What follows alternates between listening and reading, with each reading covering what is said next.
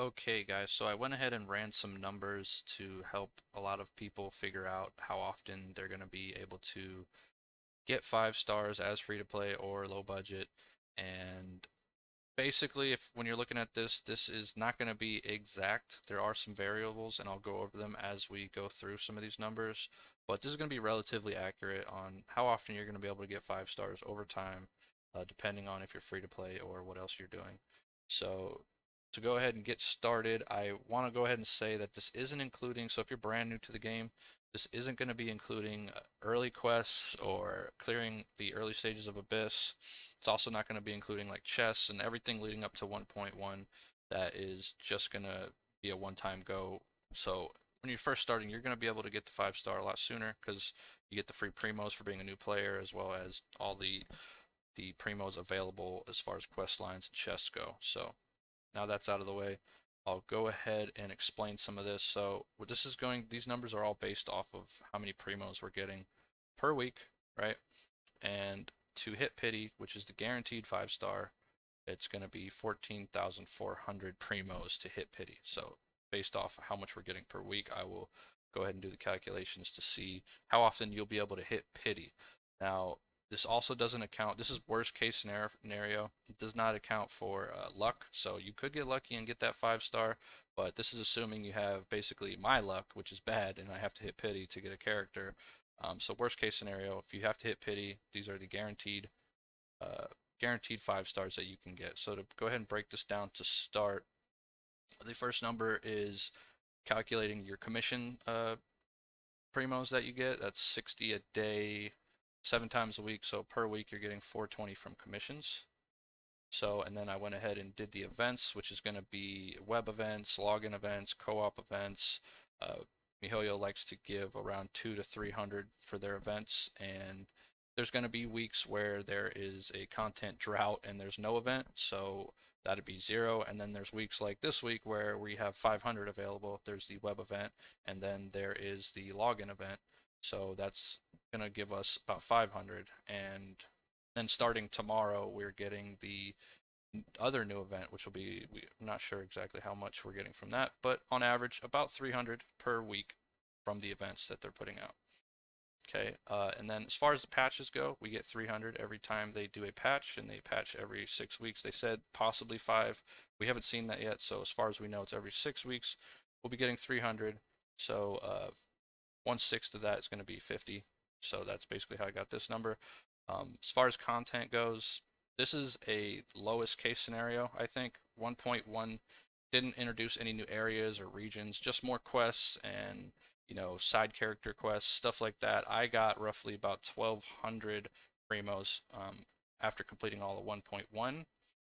And if you calculate that over 6 weeks, that is 200 per week based off of content. So, and then I went ahead and threw in the Abyss because this is going to be a long-term guide on how to plan ahead for getting Primos. So down the road, you'll be able to start clearing Abyss. I know a lot of you probably can't clear it or maybe haven't even gotten too far into it at all. Um, this is assuming that you are getting all the last 4 stages cleared and getting all the stars, and that is 600 Primos twice a month, which is 300 a week. Okay, and I'm gonna separate this from a lot of my calculations.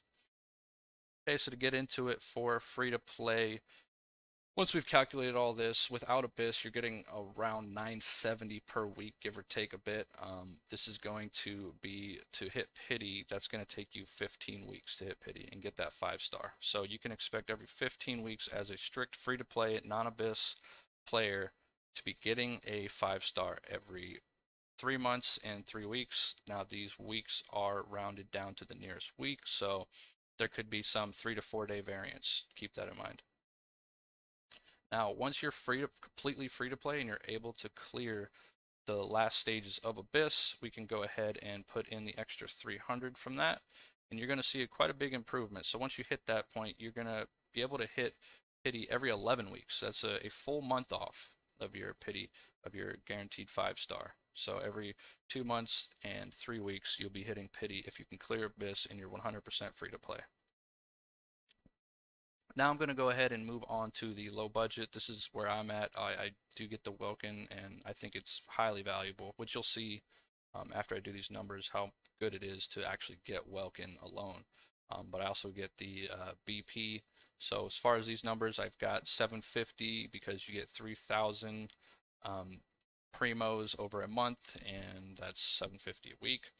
Now the BP, there's a bit more to say about the BP because even as free to play, you can max it out and get the 5 Acquainted Fate summons over the 40 days. But I'm not going to go too far into that because with those Acquainted Fate summons, if you're not including any other way that you're getting those Acquainted Fates, that is basically you're hitting pity. If you get 5 every 40 days, you're hitting pity once every 15 months. So I'm not going to go into that. But you do get 8 summons if you calculate all the intertwined fates and the primos you get if you buy the BP and fully max it out.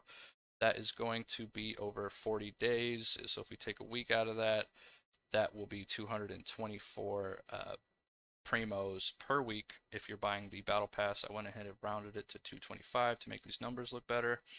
So that's one primo gem unaccounted for.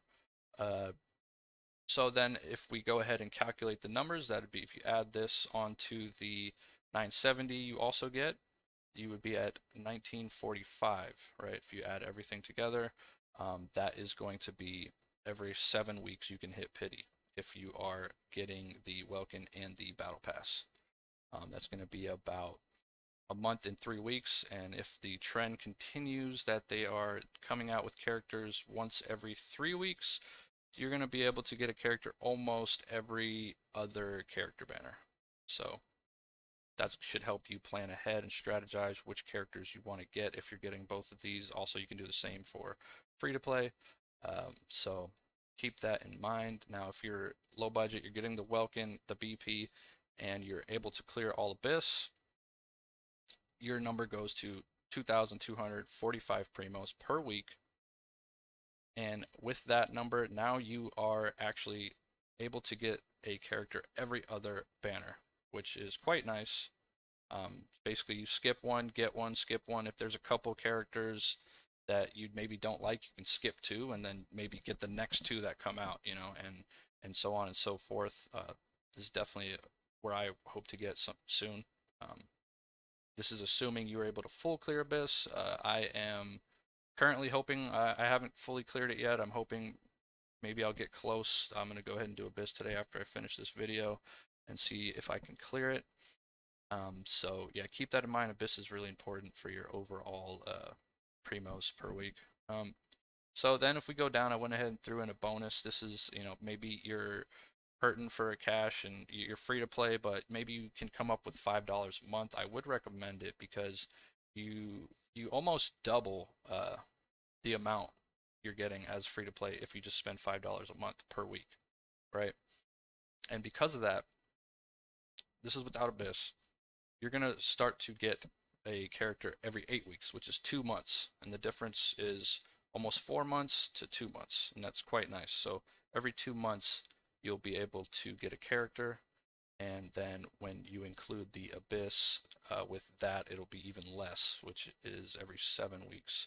So just wanted to put this out there for you guys so you can strategize and figure out how often you're going to be able to get a character, help you strategize on which characters you want to get. Also, I said it before, but I'll go ahead and reiterate that this doesn't include luck.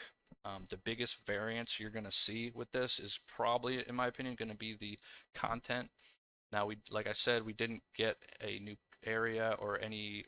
I feel like 1.1 is going to be one on the lower end as far as content goes, and I think there'll be more primos in future content, like the next 1.2, I believe Dragonspire is coming out. I think that this number will go up, so I'll go ahead and remake the video and apply that when that does come out, and so you can see if you're getting more as well. So yeah, so if you're one of the free-to-play players who are feeling a bit disenfranchised, or you think that you're not going to be able to play the game long term because you're not going to get characters, this is kind of going to ballpark it for you. Long term, how often you can be hitting pity and getting 5 stars. Maybe you're lucky, and these numbers aren't going to be the same for you every time.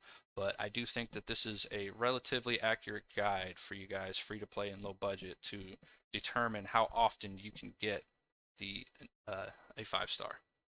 And that's gonna wrap it up. If you have any questions, I'm pretty sure all my numbers are correct, but if there's anything messed up on here, let me know. And hope you guys enjoyed this video, and I'll see you in the next one. Thank you.